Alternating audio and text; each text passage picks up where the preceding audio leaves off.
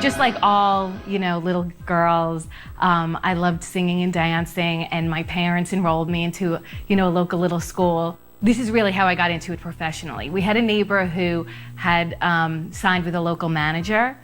So once my mom heard that, my mom was like the ultimate stage mother. And as soon as she heard that someone was doing it professionally, she was like, let's try, let's try. I was the stage mom from when she was 3 years old.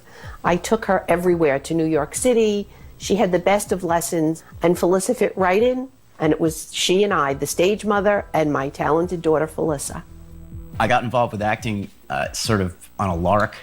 The BBD&O advertising company came to my high school to do a commercial. It ended up being a Pepsi commercial with Gabriel Kaplan, who played Mr. Cotter in Welcome Back, Kotter, and he was a hero of mine. At the very last minute, literally with 5 minutes to sign up, two friends of mine dragged me into the principal's office, which was the last place I ever wanted to go. And long story short, I got it at the end when the whole high school auditioned. He looked at my mother and he said, your kid's a natural. And I looked at her and said, can I get an agent? I first heard about Sleepaway Camp through this local manager that my friends were signed with. It was the late 70s, early 80s, so if you remember that time, it was like everybody was really like blonde and light and Christy Brinkley and Cheryl Tiegs.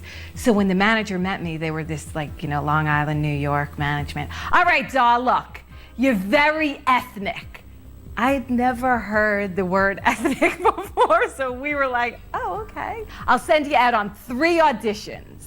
A Tide commercial, an audition for an off-Broadway show called Really Rosie, and a horror movie called Sleepaway Camp. The genesis of Sleepaway Camp really was, I was in film school at NYU, and I wanted to make a movie. It occurred to me that the most commercial form of film at the time, the easiest type of film to sell, would be a horror film.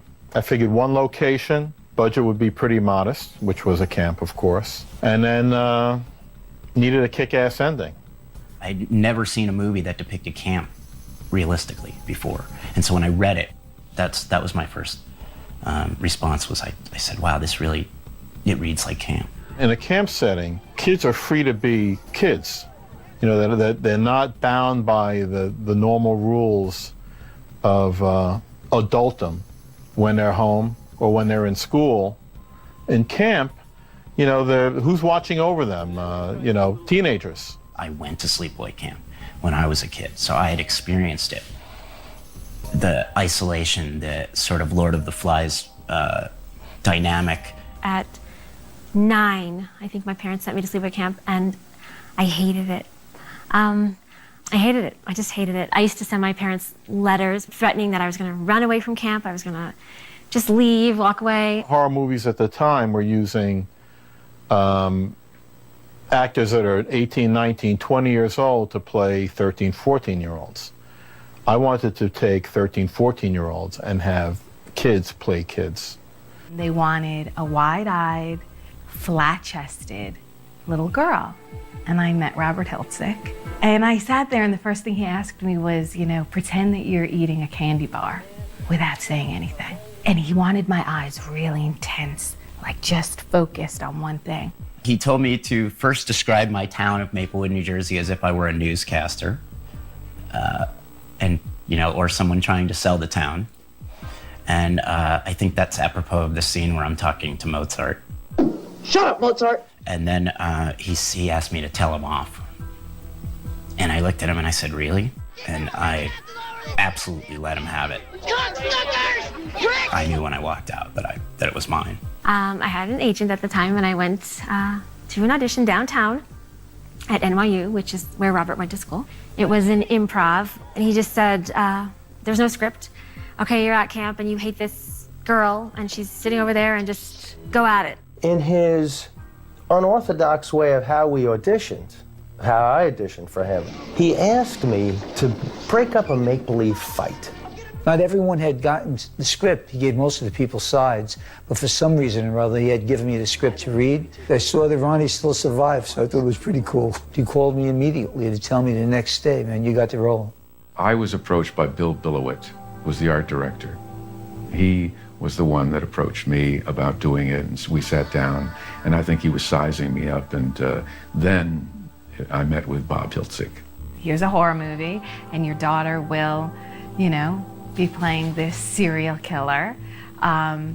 Is that okay? And all this. And my mom, being the stage manager, the stage mother, was like, yeah, of course, oh my God, yeah. In a movie? Did she get the part? I went to the agent's office, I read the entire script, and there were things that we did negotiate. With the killing of the hands, using my hands as the killer was a big red flag for my mom. And it wasn't about my hands, it was about I'd have to actually be involved in that, moment of stabbing Meg in the shower or sticking that curling iron up that bitch's vagina. Or, throwing the boiling water. I mean, you certainly don't want your 13-year-old little, petite, sweet, bubbly, happy girl, running around camp like a lunatic. The penis? No problem. That's good. It was the callback that Robert and Missy, his now wife, she was the producer, had to speak with my mom about the ending. Early on, there was talk of another way of handling this, something that no one knows about. And it was called a strap-on. And Felissa was never going to be allowed to strap that on. At one point, I was up in the shop sculpting a male genital. There was some talk about, actually making her up with a penis on her. I think when I started doing that and people saw the reality of that in clay sitting on my workshop bench, they rethought this again. There were no discussions, nor was it ever talked about, thought about, communicated, this whole homosexuality, pedophilia. Switching genders in the minds of children, which, I have goose pimples just saying that. I mean, it's extraordinary. So, oh my gosh, we didn't know about it at the time. There was no way to know about it. Robert didn't want it to get out. Well, we pushed the envelope a little bit. A crying game ripoff. But it was, I didn't want to just do a standard film. My dad had just opened a place called Motel on the Mountain, which was like a big gay resort. So my pedigree in my family is that we love people, we don't, we're open to everything. In those days, effects are what drove a lot of films. We wanted to do some different things, of course, and working with Ed French and Ed Fountain, tremendous. These guys are extremely creative. Bill Billowit was enormously influential. He'd gone to Bob and actually made some very crude but effective stick figure sketches of the way the effects should be filmed. Then when I met with Bob, I sat down and fleshed them out a little bit more in terms of what he was going for. We went to Ed French's apartment in New York City. She was just a kid. I mean, just a little kid, and Mom was there, overseeing it to make sure the mad scientist wasn't going to kill her or something. Put a mold on me now. I cry bloody murder. I'm like, get this latex off me. It's terrible. You can't breathe. It's over your face. And the mold had to be of that face because that's what he has at the end of the movie. So I sat with the mold for however long, and that was the experience. In the case of her mask, I couldn't make it in gelatin, and I couldn't make it in rubber. If somebody wore it, it would deform. So we knew that whoever was going to wear it would sort of have to be behind it. It's a potato chip thin mask made of dental acrylic that's tinted pink and translucent. The glass eyeballs came from a company in New York that I discovered that did taxidermy. And I found some eyes that matched her perfectly, glass eyes. They look incredibly realistic on film. Glens Falls is a unique small town with just kind of that strip mall of the laundromat, the movie theater, the motel, and I think maybe a bar. We stayed at the Glens Falls Motor Court, which the Grateful Dead had stayed at like a week before, so that was a big deal for me. I was always making jokes about jumping in the pool and and then starting to trip. And there was a big welcome sign on the hotel marquee, and all the kids knew each other, and everyone was just really welcoming and really looked like a party was going on, and I was welcome to it. The local authorities were pretty comfortable with what we were doing. I don't know if they knew any details about the story, but they were very cooperative. They let us use some of their police cars and ambulances.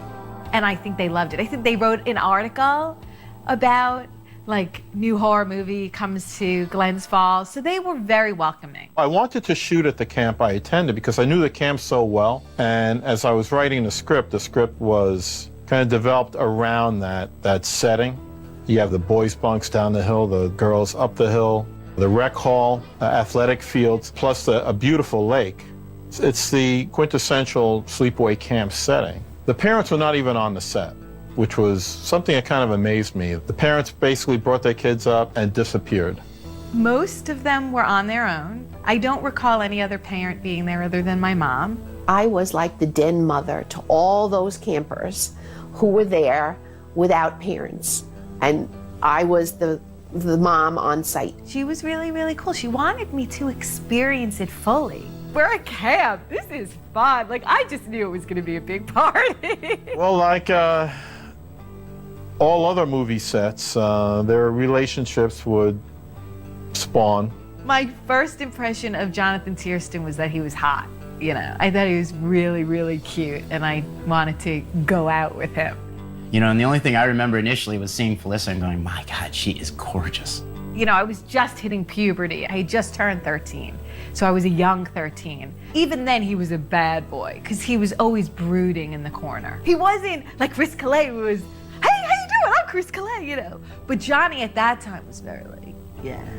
You know, and to me, that was like, James Dean. She acted much older than she was. Comparatively to the way she looked in Sleepaway Camp, you have to understand she was, I mean, in real life she was wearing makeup and she had earrings on and, you know, she was just already turning into a very beautiful woman. From the motel to the camp, it was a 30-minute drive. So we would be in our little production van, and I believe I was sitting in the back and he was in the front, and I swear to God, I remember writing a note. I like Jonathan, what do you think? And I passed it to Allison Mord, who was the pretty blonde in the boat. So she was my BFF, and she's like, oh my God, let me ask him. So she like tapped Timmy, who's in the front. So what do you think of Melissa? She likes me. And then she was like, oh my God. And so it began. So, and you know, we hit it off immediately, but there was also a mutual attraction that happened really quickly.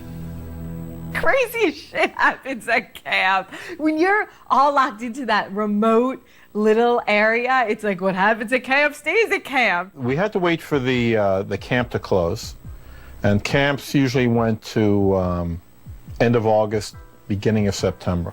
I remember feeling like I had walked into a memory because it was very eerie to step back into a sleepaway camp because they're all so similar. You know, it was great. It was, you know, the cabins and the little bunk beds, and we all ate in the actual and disgusting rec hall with the hanging strips with thousands of flies all over them. Oh, great to see you. You know, same old shit. Chris Collet had a way of making, it was funny because he was younger than I was, but he had a way of really calming me down. He was very New York City and very worldly. And exceptionally intelligent. He befriended me right from the get, just like it was in the movie, and he really had a way of sort of keeping me. The camaraderie amongst the girls was amazing. She was one of the youngest, and she was very social with all the boys and girls, and she was a very happy camper. We all got along unbelievably well. I was a huge fan of Kathy Kami because I was a fan of All My Children. So when they said, oh, and the girl who's playing the lead counselor is Kathy Kami from All My Children, I was like, Pamela Kingsley? The name is Meg, M-E-G. I remember the day she arrived, ABC sent her in a big black stretch limo. And they were like, she's on her way, she's on her way. I remember standing by the path, the road, like, and you know, I probably jumped all over the girl when she got there. What are you looking at? I was the last one on set, so I guess I just knew I was playing somebody obnoxious, and that sounded fun to me. I loved Karen Fields. Her character was portrayed so perfectly. I just felt at ease, like I could just be as nasty as I wanted to be, you know, and not think that that was a bad thing to be, because it's fun to be nasty. But she was the complete antithesis of Judy. She was sweet, she was smart, she was loving. They were both like my sisters.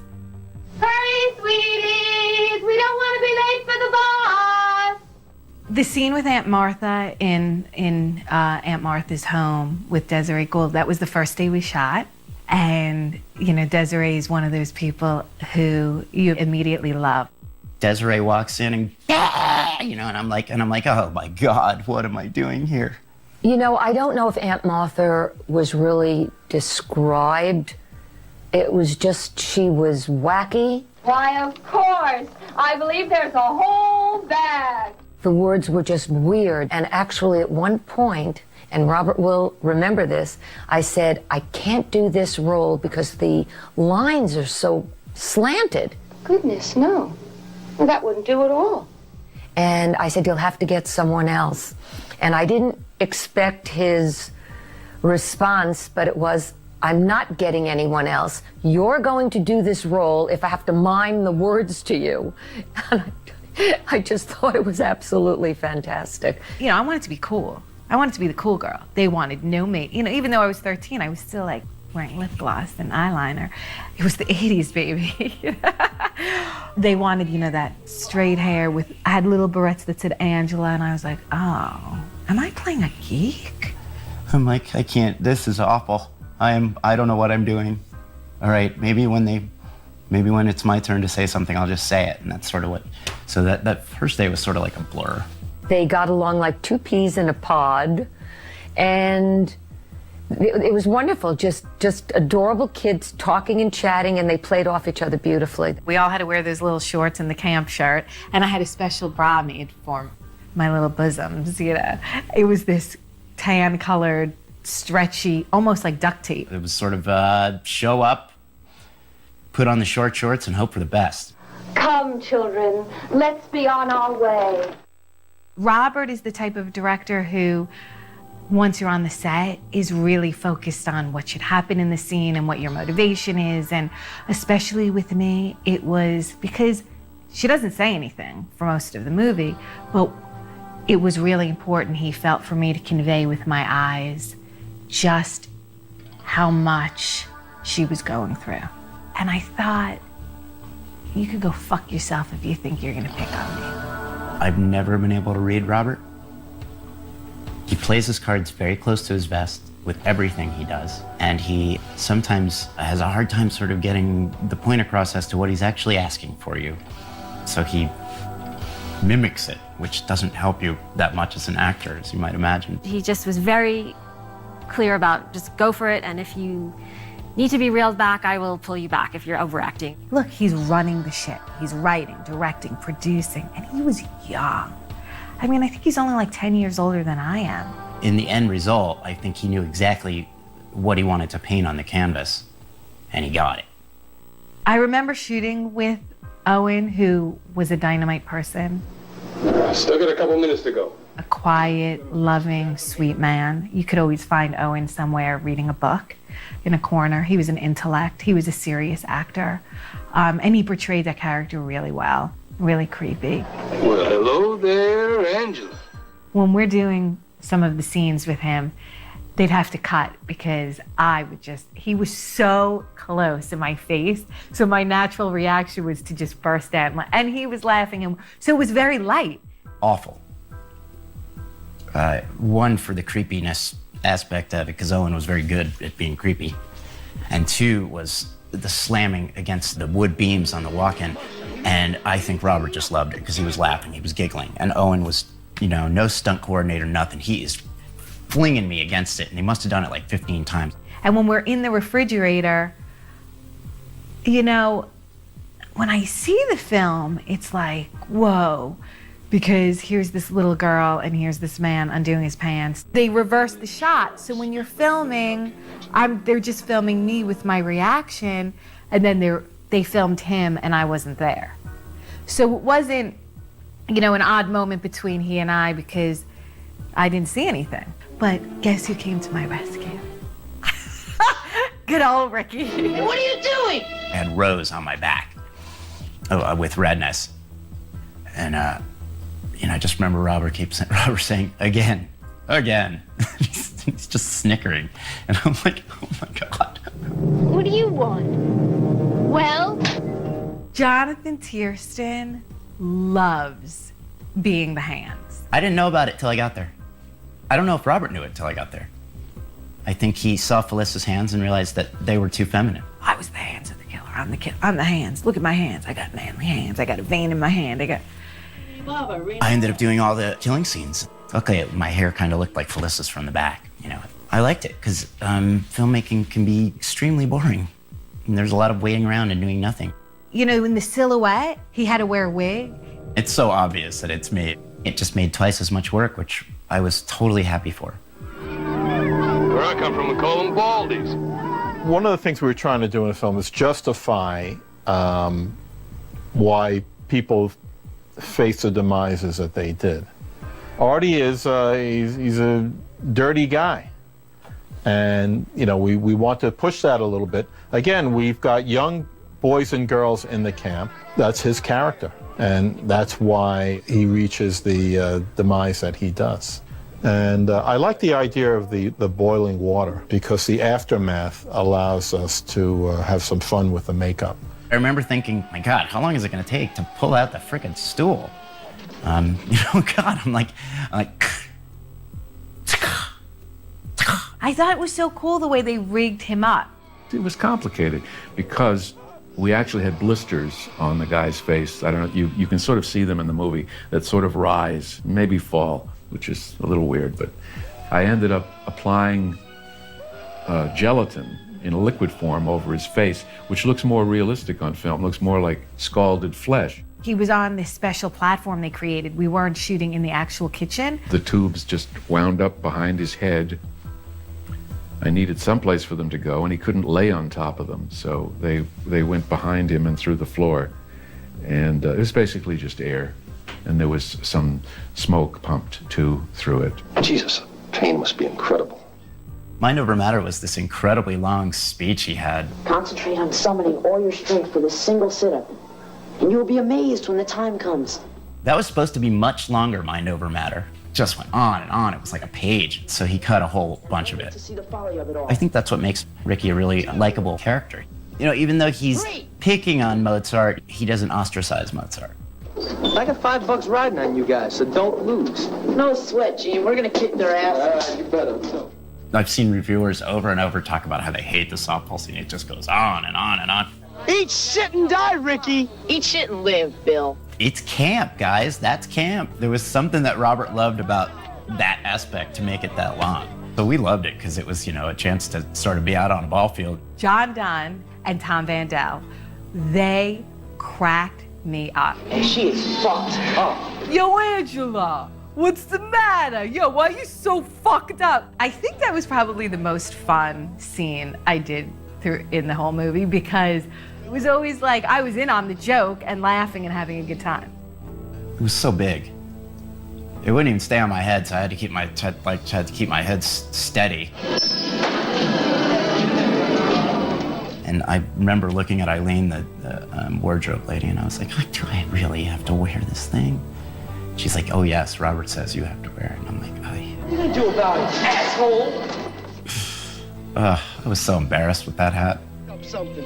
That cheap son of a... I did a live cast on John Dunn, and that effect was slightly cursed. When he came in for the live cast that day, I think he was a little nervous. The live cast was a little compromised. I ended up fixing this thing and working on it and retooling it and praying that, nothing would happen to it, or would melt anymore or anything. And we brought it up to the camp and got it into the boat. The only excuse for doing it, obviously, was the snake came out of the mouth.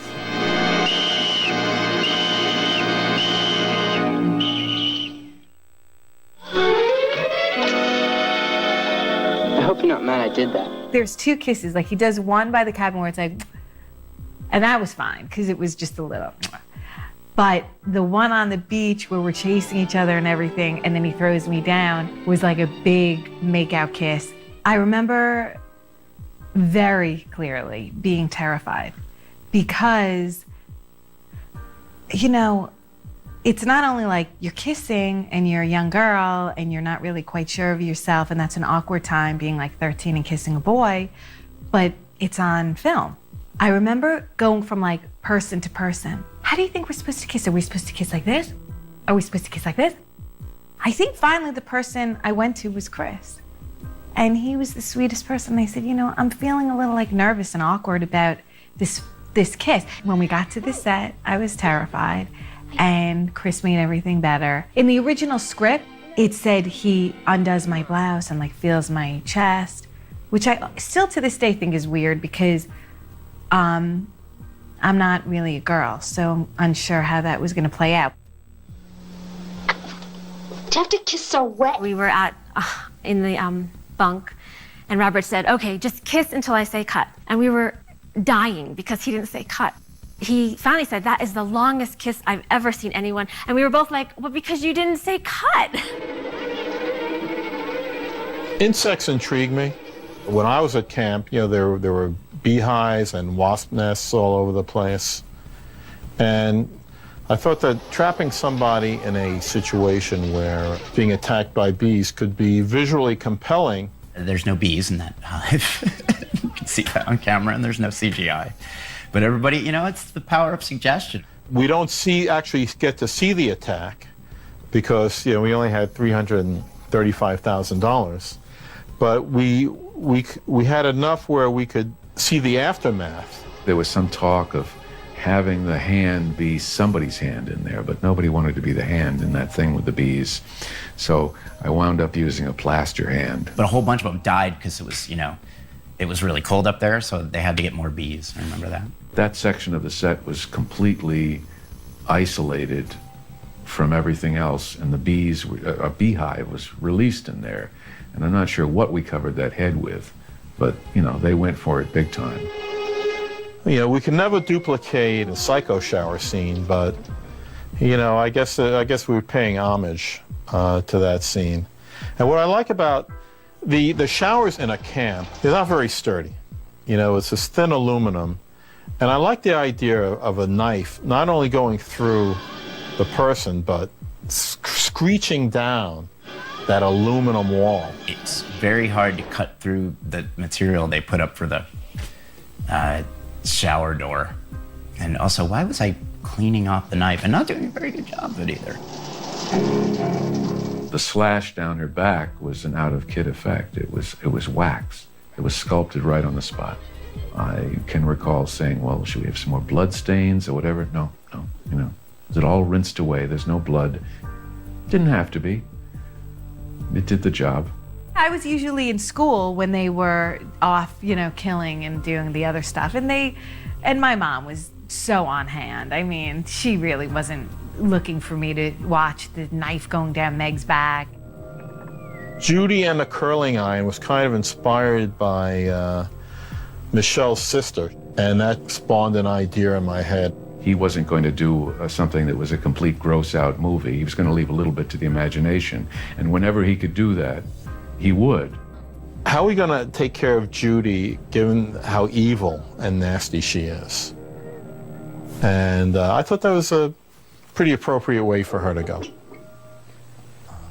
Getting the arrow through the neck, that was kind of a challenge. I want to see this arrow go into this guy's neck. I want to believe it. I don't want to cut away, and I don't want a lot of blood. There's actually a mechanical effect where that all happens in one shot. And I tell you how it was done, but then I have to kill you. The way it works is there's a string. The string sets the mechanism that pops the second half of the arrow up off his back. Mike had some trepidations about doing it. We set up a demo of it to show him. I think we didn't do the whole makeup, but we put this rig on somebody and showed him how it worked. And it's, you know, it's on screen for 2 seconds, as you know, but it has an enormous effect. If I have one regret in the film, it's the scene with the little kids, That really didn't play out the way it was supposed to. If I had the chance to do it again, I would probably do something different. Even for a film like this, it seems a little extreme.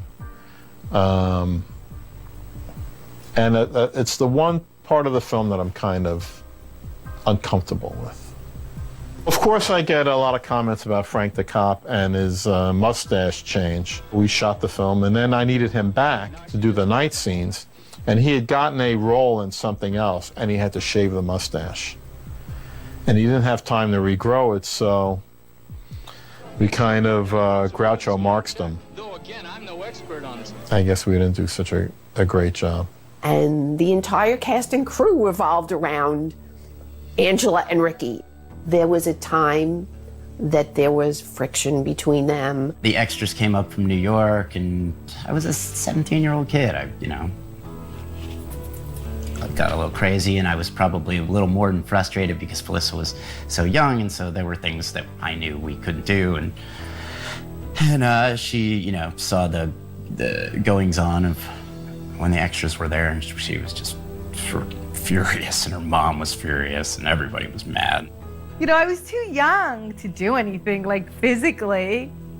I remember we would kiss, and that was like, and we had a crush on each other, but then they brought in the SAG extra girls who were, like, hot to trot. Oh, I remember this very clearly. There was one really pretty, like, dark one, like, dark hair, dark eyes, and Jonathan was like, all about her, and she was probably, like, 19. So I couldn't compete with, like, a buxom, hot actress. Robert halted production and locked us in a room. He said, "You two figure it out." Robert had to take us bowling to make sure we were okay. It's our history. Ricky and Angela had some drama, but we were able to work that out. Meet me at the waterfront after the social. I'll be there. It was a cold night, and we had an actor there in the Angela mask. It was kind of nerve-wracking for the actor with the mask. I just remember my mom being very because they shot it separately. My night and the gentleman who was wearing, whose penis, who was wearing the penis, the man whose penis is the star of the film. They were very good about making sure I didn't see much. Like, I'm just sitting there and it's him. And it was all kind of in play and fun and light and everybody laughing. But it was clear to me that it was an intense moment. And it was clear to me that this was going to be shocking. They had this local college kid who they shaved him from head to toe. I think they paid him a couple $100, and then they let him drink. So this guy sat down and was, sitting there in his bathing suit, basically. That's all he had on, a blanket over in a corner, and started to have a few beers. And by the time it was time to shoot, he was crying horribly. Yeah, it was really it was bizarre. And it was freezing because we were by the water. And so they shaved him, and then they put that Angela mask on him. To be nude and to wear the mask of a little girl has to be strange. And I think that if we'd used, a prosthetic genital instead of that, I don't think it would have been as effective. He's never come out publicly, never to be seen or heard from again. I believe my final day was my final scene at the end, and it was sad. I remember I didn't want it to end. Wistful. Sad. I felt like I had ended something that was really important. And, but, a sense of accomplishment too. We were all very nervous as to what the rating board was going to come back with. Actually, I was concerned that I was going to get an X rating. The sensibilities were different back then. So I get a call from the ratings board, and they say, we have some bad news. I said, really? What's the news? Well, we're going to have to give you an R rating. I said, okay. Well, I guess we'll have to accept that bad news. And of course, we were ecstatic. When the film opened, on Thanksgiving weekend against the openings of Yentl and Amityville 3D, we actually beat those two movies in the box office. I first saw the film when I was with my 8th grade class. I took my entire 8th grade class to the movie theater, the local theater. I remember I sat with my cousin, who's my best friend, Kristen. She was in the movie as an extra. They came and visited me, all my cousins, my brother. So Kristen sat next to me, and my parents, and my brother, and my entire 8th grade class. Amongst the theaters were packed because it was like the local girl is making, you know, her film debut, and it was a big deal in my town. I saw it in a theater with my brothers and a bunch of my friends, and I loved it. I saw all the imperfections, of course, especially in my own performance, but I loved it. My parents are amazing, but I remember walking out, and my older brother, I don't think they said anything. I went, hey, I worked on this movie, Mom, Dad, take a look at it. They were horrified. My father thought it was just horrendous, terribly tasteless, and really perverted. The first time I saw the movie was in New York. When we got into the theater, it was jam-packed. It seemed like everyone was really enjoying it. There were so many people asking for autographs and cameras really being shot, and it was crazy. It was really, like, exciting. It was a real horror film. There was a lot of blood, a lot of gore, a lot of slashing, and a lot of kids running around cursing. And I remember, like, the first moment I came on screen, I was like, oh, you know, it's a shock. It's a shock to see yourself. And then, like, to watch the whole movie, like, oh my God, what does everybody think? And then that final shot, I was paralyzed in my chair. I was just like, it's probably the first penis I'd ever seen. That movie jumps off the screen at you. You know, I have a friend, Jeff, who always says Sleepaway Camp never disappoints, and it doesn't. The ending was outrageous. But, that's what I could say about Sleepaway Camp. Yeah, I've heard a whole bunch of different theories. There's the two-killer theory, which, you know, says Ricky and Angela are in cahoots. Not only did Peter live in the boating accident, but also Angela lived in the boating accident, so there's an Angela and a Peter. My thought has been, over the years, that I think Ricky knows. There's such talk about transgender, and it's such a topic that's actually first really being talked about, and gay rights and everything, and I just think it was ahead of its time. And I think that it was brave. Most of those kids were at an age where they were just coming to terms with what they were sexually. It's been interesting because the transgender community has embraced the film entirely, and then some people look at it as if it's not pro-transgender. I said, well, you know, everyone can have their own opinion. I think it's really mostly about bullying. Bullies getting their just desserts. Nobody gets killed who anybody particularly likes. That's for sure. I had to take her out of one school and put her into a different school because she was so bullied because of Sleepaway Camp. I mean, the story of Sleepaway Camp is, you know, it's just about a family, a man, and his wife died, and he has these two little twins, Angela and Peter, and they go to a camp to sail, and a boat, you know, comes and crashes into them, and there's a survivor. And you're not quite sure who the survivor is, and you see 8 years later is a little girl, and she's adopted into her aunt's home, her Aunt Martha and her cousin Ricky. And Aunt Martha is crazy, and she thinks she's a doctor, in which case she does some unthinkable things, and sends the kids to camp. So Angela, the child who we see 8 years later, and you believe is the survivor, the girl, must have a mental history of, you know, some mental dysfunction or whatever you call it. How come you're so fucked up? And then I think they go to camp and see all these kids like any other camp, and then there's killings, and oh my gosh, what happens? And then it's revealed at the very end that what Aunt Martha did was turned the living sibling, Peter, into a little girl for her own satisfaction of not ever having had a girl herself. The end. The Sleepaway Camp 2 and 3, I licensed out. I had some story ideas, but well, let's just leave it at that. I licensed them out. So I had spoken with Michael Simpson about the sequels. He really had his heart set on Pamela Springsteen. I know they were good friends. My manager set up the appointment for me to go and read with him. I remember I didn't click.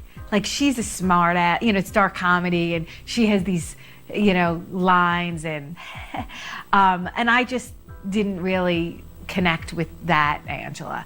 So I remember I was also preparing for college. I was still acting up until, my mid-20s. I did a couple after-school specials. I did some soap operas. I did some commercials. I had a couple big near misses with stage and film. I actually had a couple of films that were slated to go into production in the studios.